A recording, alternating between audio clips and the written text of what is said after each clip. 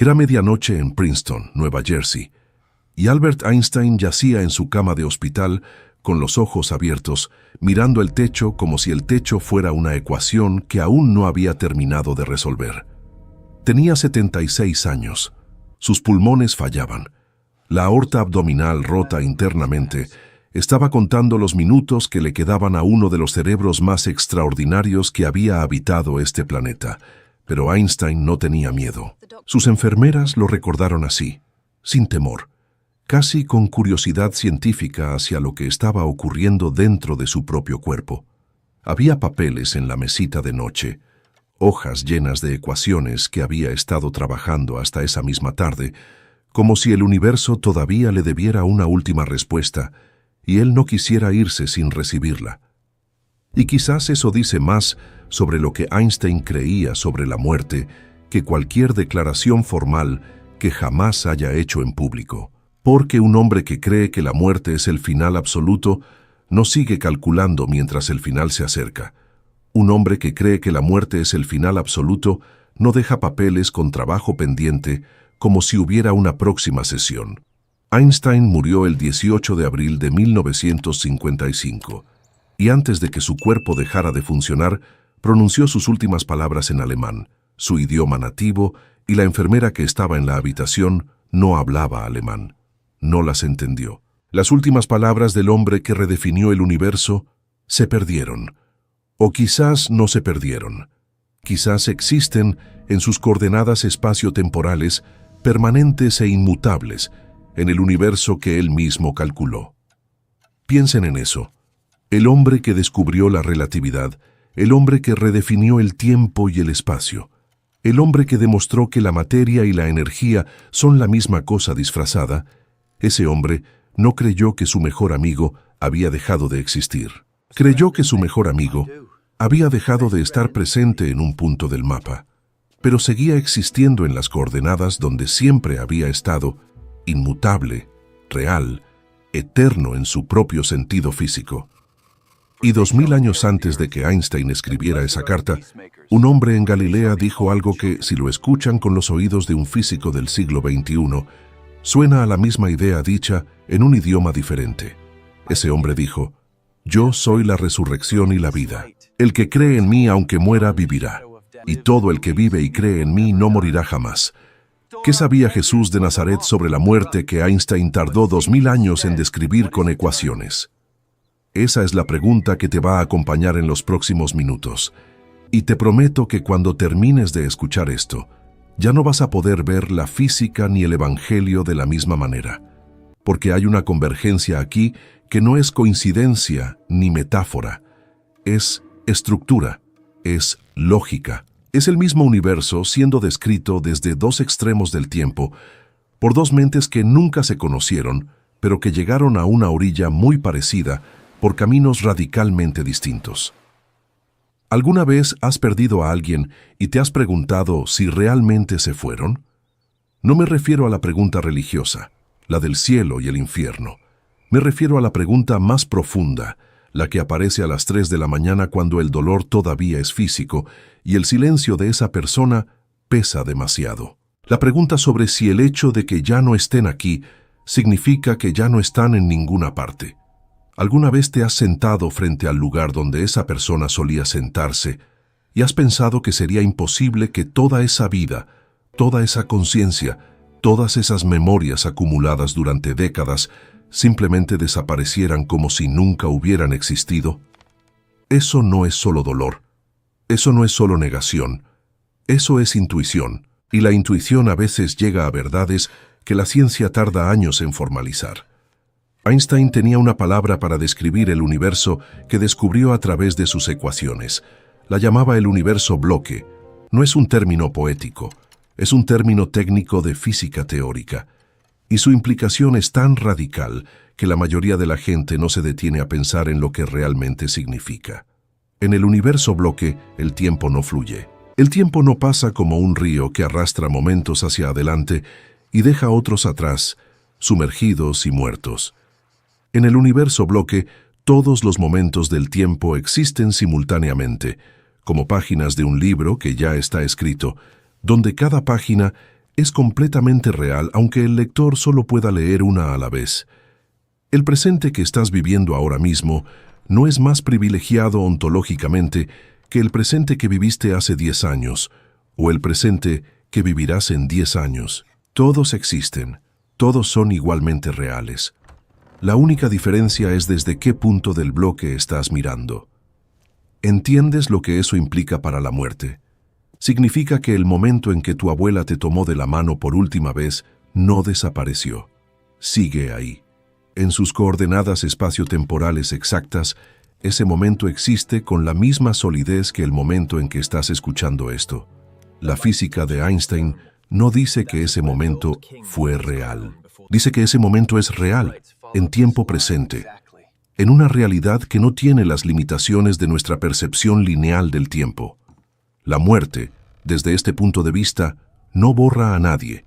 La muerte es simplemente el punto en el que una trayectoria en el espacio-tiempo deja de moverse hacia adelante desde nuestra perspectiva.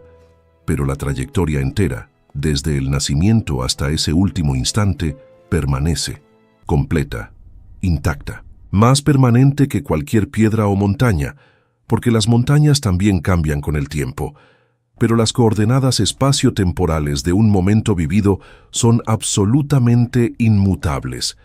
Y Jesús dijo algo que, escuchado ahora, 2000 años después, en el lenguaje de un físico, resulta perturbador en su precisión. Jesús dijo: «En la casa de mi Padre hay muchas moradas». Esa frase la conocen, la han escuchado en funerales, en sermones, en películas, pero casi nadie se detiene a preguntar qué significa físicamente. ¿Muchas moradas? ¿Muchos cuartos? ¿Muchas habitaciones? El griego original usa la palabra moné, que también puede traducirse como lugares de permanencia, estados de ser, modos de existencia. No es solo arquitectura celestial, es una descripción de una realidad con múltiples dimensiones de habitabilidad. Y si Einstein tuviera que describir el universo bloque en términos que un agricultor galileo del año 30 pudiera entender, podría haber dicho exactamente eso. Hay muchas formas de existir, muchos planos de realidad, muchos estados en los que una existencia puede permanecer.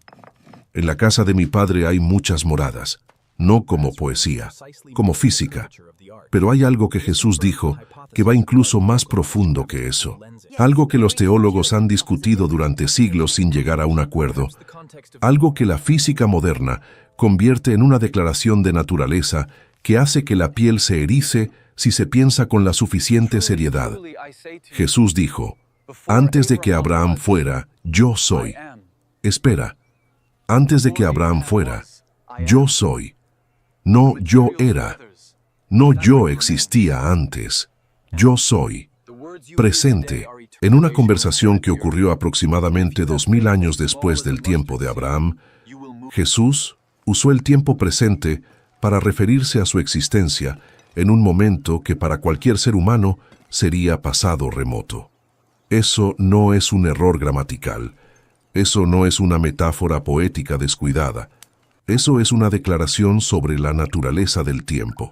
Jesús estaba describiendo una existencia que no está atada a la línea del tiempo, que no experimenta el pasado como algo que ya no es, sino como algo que siempre es.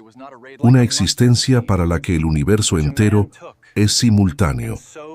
Una existencia que no tiene presente y pasado separados, sino un eterno presente que lo contiene todo. Einstein describió exactamente eso. Cuando la relatividad especial demuestra que el tiempo no es una variable absoluta, sino que depende del marco de referencia del observador, está diciendo que la experiencia del tiempo como flujo lineal es subjetiva.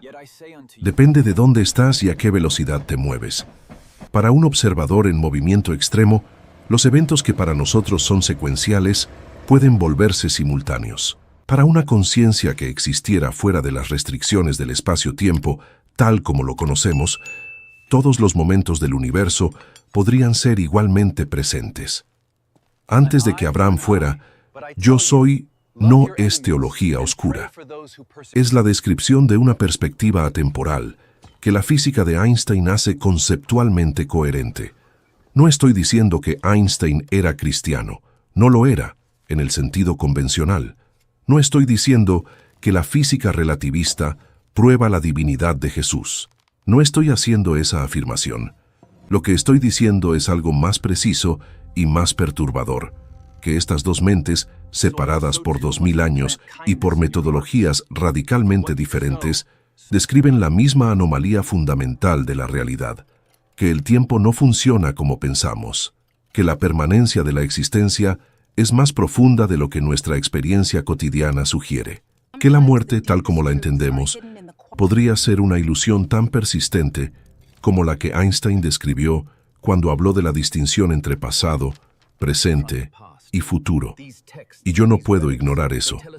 No puedo escuchar la frase de Einstein sobre beso y la frase de Jesús sobre Abraham y fingir que no están hablando de la misma pared desde lados distintos. Permíteme decirte algo personal. Crecí con estas preguntas. No en un ambiente académico, no en una universidad donde se discute filosofía con vino tinto y pizarrones llenos de ecuaciones. Crecí con estas preguntas en el sentido más visceral, más urgente, el sentido que llega cuando la muerte toca tu propia puerta y de repente ya no es un tema abstracto, sino la pregunta más concreta que existe. Cuando pierdes a alguien que amabas de una manera que no esperabas perder, la física y la teología dejan de ser materias académicas, se convierten en supervivencia. Se convierten en la única forma de poder respirar sin que cada respiración te recuerde que esa persona ya no está respirando. Y fue en esos momentos, los peores y los más honestos de mi vida, cuando empecé a tomar en serio algo que antes había tratado como curiosidad intelectual.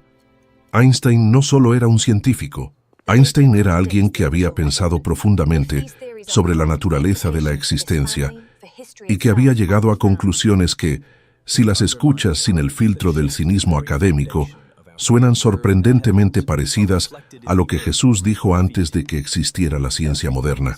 Si esto te está resonando, si hay una parte de ti que ha sentido esa misma urgencia, esa misma necesidad de entender qué hay al otro lado de la muerte, de una manera que sea coherente, tanto con tu fe como con tu razón, entonces quiero que te quedes hasta el final de este video, porque lo que viene ahora es la parte que más me importa compartir.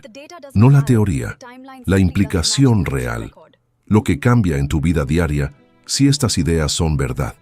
Y si todavía no estás suscrito a este canal, hazlo ahora, porque esto es exactamente lo tipo de exploración que hacemos aquí, en el límite entre la física y el espíritu, donde las preguntas más grandes que tiene el ser humano encuentran respuestas que no son ni completamente científicas ni completamente religiosas, sino algo más honesto que ambas.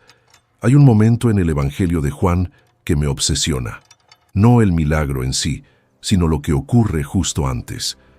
Jesús acaba de enterarse de que Lázaro ha muerto. Lázaro es su amigo, no un desconocido, no alguien al que conoce de vista. Es alguien a quien ama. Las hermanas de Lázaro, María y Marta, están destrozadas. Llevan 4 días llorando. 4 días desde que el cuerpo fue puesto en la tumba. Y cuando Jesús llega, Marta corre a su encuentro y le dice algo que es mitad reproche y mitad súplica. Señor, si hubieras estado aquí, mi hermano no habría muerto. Y Jesús le dice, tu hermano resucitará. Marta responde con lo que cualquier persona religiosa de su tiempo respondería. Lo sé, resucitará en la resurrección del último día. Y aquí es donde ocurre algo extraordinario.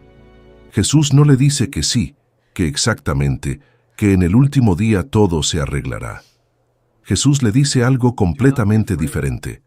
Jesús le dice, yo soy la resurrección y la vida. El que cree en mí, aunque muera, vivirá. Y todo el que vive y cree en mí no morirá jamás. ¿Crees esto? No en el futuro, no en el último día. Yo soy presente.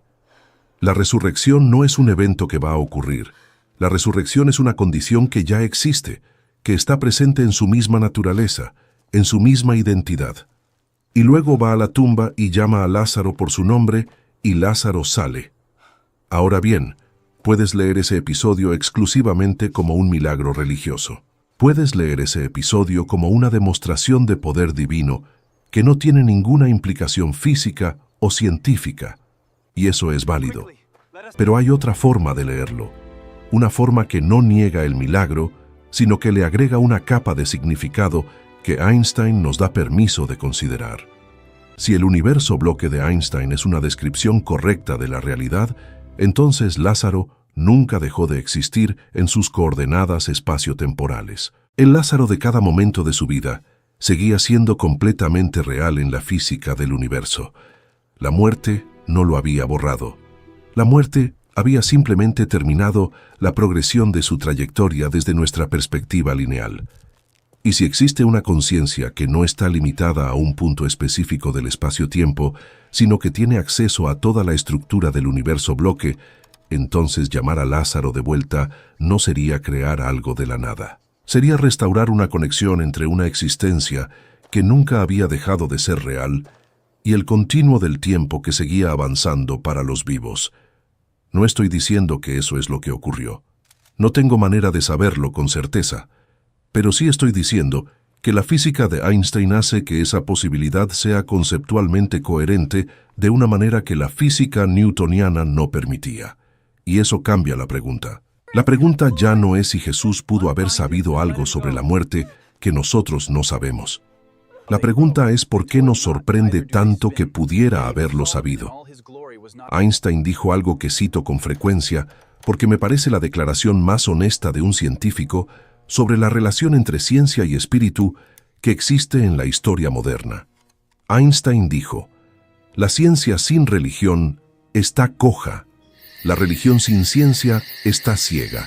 No lo dijo como protocolo diplomático para no ofender a nadie. Lo dijo como convicción personal. Einstein creía genuinamente que la búsqueda científica de la verdad y la búsqueda espiritual de la verdad estaban describiendo la misma realidad desde ángulos diferentes, y que separar ambas era empobrecer a las dos. Y eso, en boca de Einstein, que fue el científico más influyente del siglo XX, no es una declaración menor. Pero hay otro aspecto de la física moderna que hace que la convergencia entre Jesús y Einstein sea todavía más provocadora. Un aspecto que Einstein mismo no terminó de aceptar, porque le perturbaba profundamente. La mecánica cuántica. Einstein y Niels Bohr pelearon durante décadas sobre la interpretación de la mecánica cuántica. Einstein nunca pudo aceptar la idea de que la realidad fundamental pudiera ser genuinamente aleatoria, genuinamente indeterminada, genuinamente dependiente de la observación. Su famosa frase, «Dios no juega a los dados», era una expresión de esa resistencia.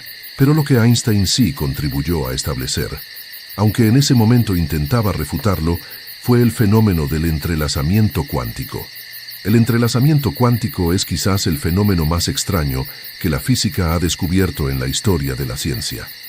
Ocurre cuando dos partículas interactúan de tal manera que sus estados quedan correlacionados de una forma que persiste sin importar la distancia que las separe. Si mides el estado de una partícula entrelazada en México, instantáneamente sabes el estado de la partícula entrelazada que está en el otro extremo del universo, sin señal, sin comunicación, sin ningún mecanismo de transporte de información que podamos identificar. Einstein lo llamó acción fantasmal a distancia y pensó que demostraba que la mecánica cuántica estaba incompleta.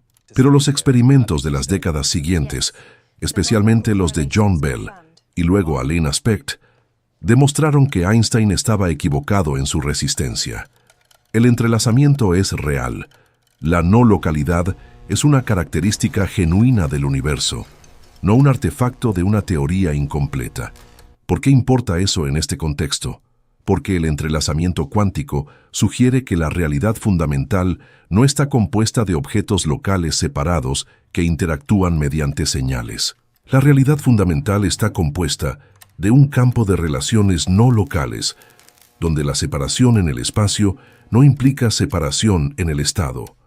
Todo lo que alguna vez interactuó está, en algún sentido, todavía conectado. Cada partícula de tu cuerpo lleva la historia de sus interacciones pasadas, en sus correlaciones cuánticas. Y si eso es verdad a nivel subatómico, la pregunta de si las conciencias que amamos y perdemos siguen siendo accesibles de alguna manera no es solo una pregunta religiosa. Es una pregunta que la física tiene que tomarse en serio. Jesús habló de un amor que atraviesa la muerte. Habló de conexiones que no son interrumpidas por lo que llamamos el final de la vida. Habló de una red de relaciones que es más fundamental que el tiempo físico. La física cuántica describe un universo donde las conexiones son más fundamentales que las separaciones, donde las interacciones pasadas dejan marcas permanentes en la estructura de la realidad. No son la misma afirmación, pero son afirmaciones que apuntan en una dirección compatible. Quiero detenerme aquí un momento porque hay una diferencia fundamental que sería deshonesto no mencionar, una diferencia que separa a Einstein y a Jesús de una manera que no podemos ignorar si vamos a tomar este diálogo en serio. Einstein propone permanencia física.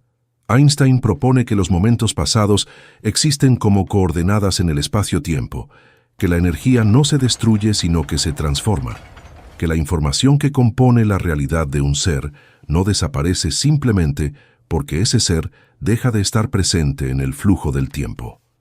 Es permanencia, pero es una permanencia que en la descripción pura de Einstein no tiene por qué incluir conciencia.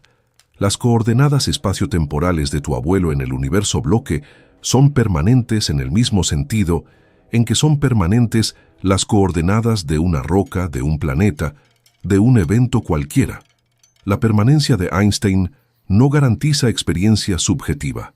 No garantiza que haya algo que se sienta como ser esa persona en esas coordenadas. Jesús propone algo diferente. Jesús propone continuidad personal. Continuidad consciente. No solo que las coordenadas de Lázaro existen en algún registro cósmico, sino que Lázaro, la persona, la conciencia, el ser que amaba y recordaba y experimentaba, esa continuidad persiste de una manera que puede ser llamada de vuelta, de una manera que puede interactuar, de una manera que sabe que está viva. El Lázaro que sale de la tumba reconoce a sus hermanas. El Jesús resucitado que aparece ante María Magdalena la llama por su nombre. No es una grabación, no es una coordenada pasiva, es presencia consciente que continúa. Esa es la diferencia. Einstein da fundamento físico a la idea de que nada realmente desaparece. Jesús propone que lo que no desaparece incluye lo más importante, la experiencia de ser, la continuidad del yo, la persistencia de la conciencia.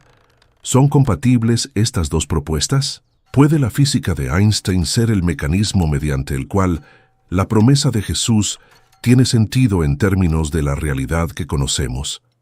Esa pregunta no tiene respuesta científica definitiva todavía, y probablemente no la tendrá en mucho tiempo. El problema de la conciencia, lo que los filósofos llaman el problema difícil de la conciencia, es el problema más intractable que tiene la ciencia moderna. No sabemos qué es la conciencia. No sabemos si es un epifenómeno de la materia o si es algo más fundamental. No sabemos si está ligada a un substrato físico específico o si puede existir en configuraciones que no reconocemos. Y mientras esa pregunta permanezca abierta, la propuesta de Jesús sobre la continuidad consciente después de la muerte no es científicamente refutable. Puede ser cuestionada desde la fe, puede ser cuestionada desde la filosofía, pero no puede ser eliminada por la física, porque la física todavía no entiende qué es la conciencia. Y Einstein, quien era más cauteloso que cualquier otro científico de su generación para no hacer afirmaciones más allá de lo que sus ecuaciones justificaban, Einstein igualmente se resistió a la idea de que la realidad fundamental podía ser reducida a materia sin mente. Creía en algo que llamaba Dios, aunque no era el Dios personal de las religiones abrahámicas. Era algo más parecido a una inteligencia de orden, a una coherencia de la realidad que hacía que las ecuaciones pudieran existir, que las matemáticas pudieran describir el universo, que hubiera algo que entender en lugar de caos puro. Antes mencioné la ecuación más famosa del mundo, E igual a mc al cuadrado. Pocas personas realmente se detienen a pensar en lo que esa ecuación dice sobre la naturaleza de la existencia. No es solo una fórmula para calcular la energía en una bomba atómica.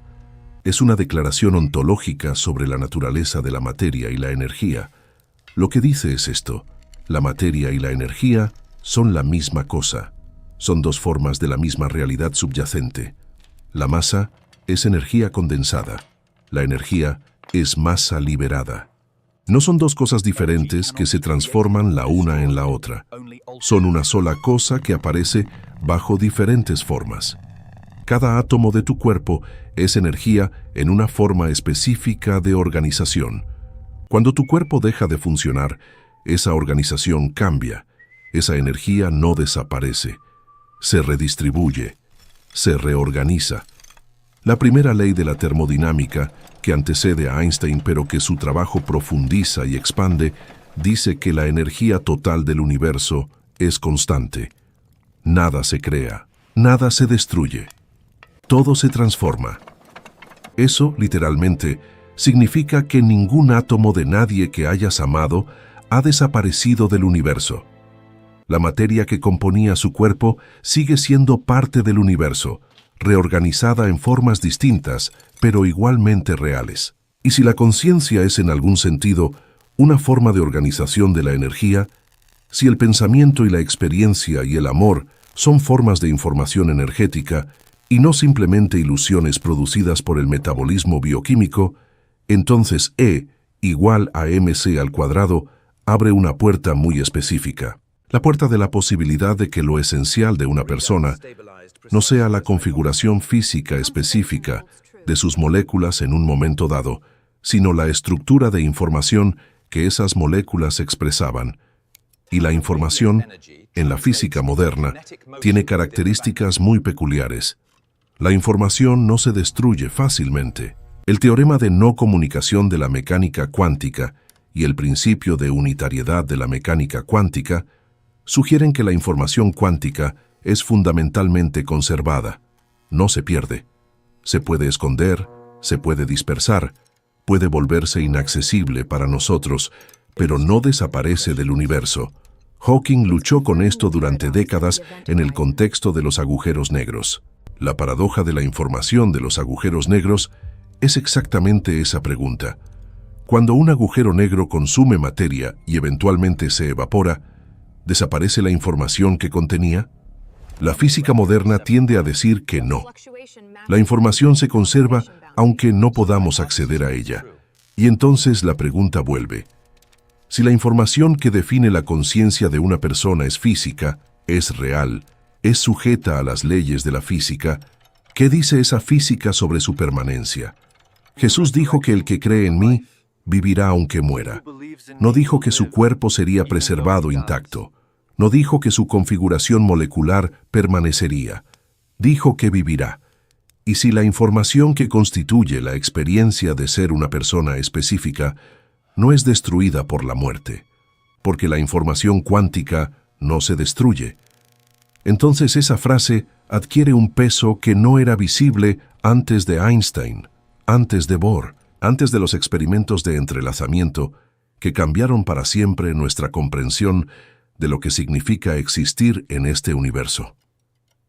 Pienso en los últimos días de Einstein con frecuencia, no porque sea una historia de triunfo o de derrota, sino porque es una historia de coherencia. Einstein fue coherente hasta el final. No fingió que la muerte no existía, no construyó un sistema de negación psicológica para protegerse del miedo. Siguió trabajando, siguió pensando. En las últimas semanas de su vida, mientras su aorta se rompía lentamente, mientras sus médicos le decían que una cirugía podría prolongarle la vida, Einstein rehusó la cirugía con una claridad que dejó a todos sin palabras. Dijo que no tenía sentido prolongar artificialmente la vida cuando la hora de irse había llegado. Lo dijo sin dramatismo, sin misticismo, sin performance de ninguna clase. Lo dijo como alguien que había pensado sobre la naturaleza del tiempo y la existencia, y había llegado a una paz que no dependía de cuántos días quedaban en el calendario. Esa paz me parece imposible si no hay detrás de ella alguna convicción, aunque sea implícita, sobre la naturaleza de la continuidad. Un hombre que cree que la muerte es el fin absoluto, el apagón total, la nada completa, ese hombre enfrenta la muerte de una manera diferente. Puede hacerlo con dignidad, puede hacerlo con valentía estoica, pero no lo hace con la curiosidad casi científica que describieron las enfermeras de Einstein en Princeton. Einstein murió como alguien que seguía siendo el mismo Einstein que había pasado décadas contemplando el universo, con una mezcla de reverencia y asombro, como si la muerte fuera simplemente otro fenómeno digno de observación, otra coordenada en el espacio-tiempo, no una catástrofe, sino una transición. ¿De dónde venía esa paz? Creo que venía de las mismas ecuaciones que le habían dado su comprensión del universo bloque, de la permanencia del pasado, de la naturaleza indestructible de la energía, de la no localidad de la realidad cuántica. Einstein no era un hombre de fe religiosa convencional, pero tampoco era un hombre sin ninguna convicción sobre la continuidad de la existencia. Su Dios, el Dios de Spinoza como él mismo lo llamó, era una inteligencia de orden que permea la realidad, una coherencia fundamental que hace que las leyes de la física sean posibles. Y ese Dios no es un Dios que juega con la existencia como si fuera desechable. Jesús enfrentó la muerte de una manera que también resulta perturbadora cuando la miras de cerca. No como alguien que no sabía lo que venía, como alguien que sabía exactamente lo que venía, y que no tenía miedo porque lo que venía no era el final, sino parte de una estructura más grande que incluía lo que está antes y lo que está después de lo que nosotros llamamos muerte. En el jardín de Getsemaní, la noche antes de su crucifixión, Jesús oró con una angustia que el texto describe con una honestidad impresionante. Su sudor era como gotas de sangre. No estaba actuando calma. Tenía miedo del dolor. Tenía miedo del abandono. Tenía todo lo que tiene un ser humano frente a lo que se acerca. Pero no tenía miedo de la muerte como aniquilación. La oración de Getsemaní no es la oración de alguien que teme el no ser. Es la oración de alguien que enfrenta el sufrimiento con la convicción de que el otro lado de ese sufrimiento existe y es real. Antes que Abraham fuera, yo soy. En la casa de mi Padre hay muchas moradas. Yo soy la resurrección y la vida. El que vive y cree en mí no morirá jamás. No son afirmaciones de consuelo vacío. Son afirmaciones sobre la estructura de la realidad. Y cuando las pones junto a la carta de Einstein sobre beso, junto al universo bloque de la relatividad, junto al principio de conservación de la energía, junto al entrelazamiento no local de la mecánica cuántica, forman algo que es más que la suma de sus partes. Forman una imagen del universo donde la muerte ocupa un lugar radicalmente diferente del que le asignamos intuitivamente. No el final, no la nada, no el apagón, sino una transición en la topología de la existencia. Un cambio en el modo de ser dentro de un universo donde el ser, una vez que existe, deja una marca permanente que no puede ser borrada por ningún proceso físico que conozcamos.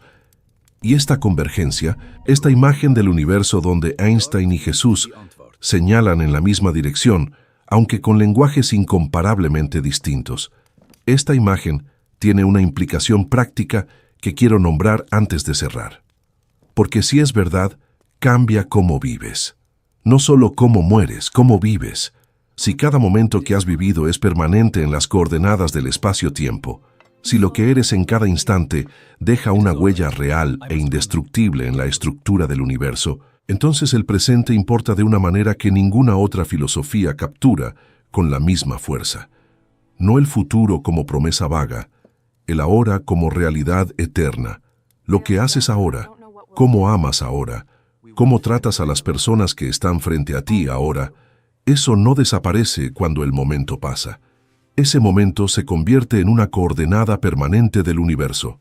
Eso es lo que dice Einstein. Y Jesús añade que esas coordenadas son conocidas, que no están perdidas en el vacío anónimo de un cosmos indiferente, sino que son parte de una estructura de relación que incluye una conciencia de orden que Einstein llamó Dios de Spinoza y que Jesús llamó Padre. Si tienes a alguien en tu vida que sabes que deberías amar